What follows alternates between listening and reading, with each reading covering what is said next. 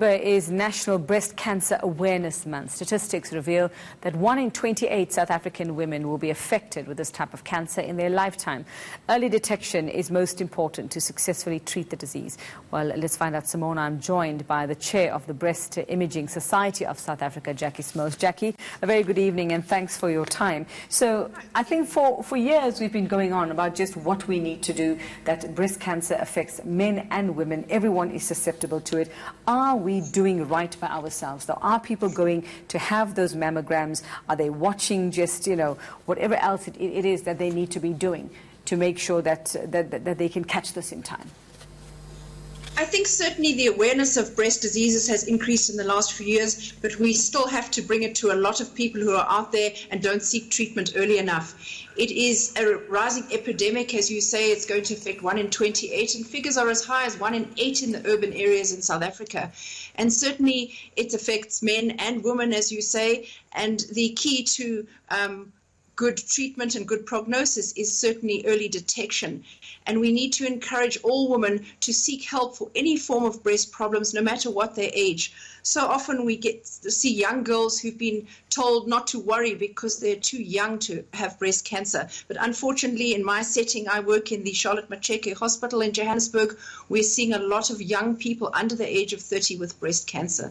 So we can't do enough to spread this awareness. And I think so. So the old sort of rule, I suppose, Jackie, about people, doing this, having these checkups done only after 40, having their screenings done.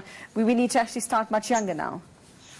Well, the routine screening, which should be annual mammographic screening, is recommended still from the age of 40 in people that have no other risk factors. In high-risk people, which may include people with family histories or other high-risk things that you can work out on the internet, you can actually assess your risk for breast cancer. Those may start earlier than that. But we also urge people just to be aware of their breasts, and should they feel anything or be unhappy, they need to seek clinical help at any stage, no matter how old.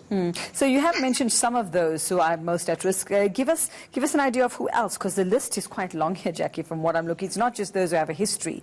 There are many other factors that could contribute. No, sure. Firstly, age. As you get older, your risk of getting many diseases increases, so increasing age is certainly a risk factor. There is a genetic link which is linked into the family history. So if you've got close relatives, your parents, your siblings, or your children, you certainly may be at increased risk. If you yourself have had a personal history of cancer, you're at risk for other cancers. It depends on what type of breast tissue you have on imaging that may also put you at increased risk. People that are overweight and who don't have very much physical activity, who smoke or have high fatty diets, are also at compound risk. There's no one cause for breast cancer. There are many causes that can contribute towards it.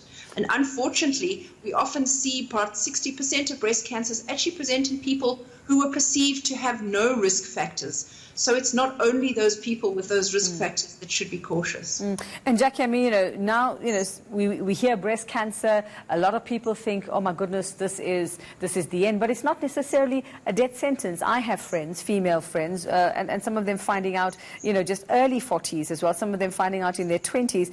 They've had the treatments and they've gone on to live happy, healthy lives. Some even having children after chemo.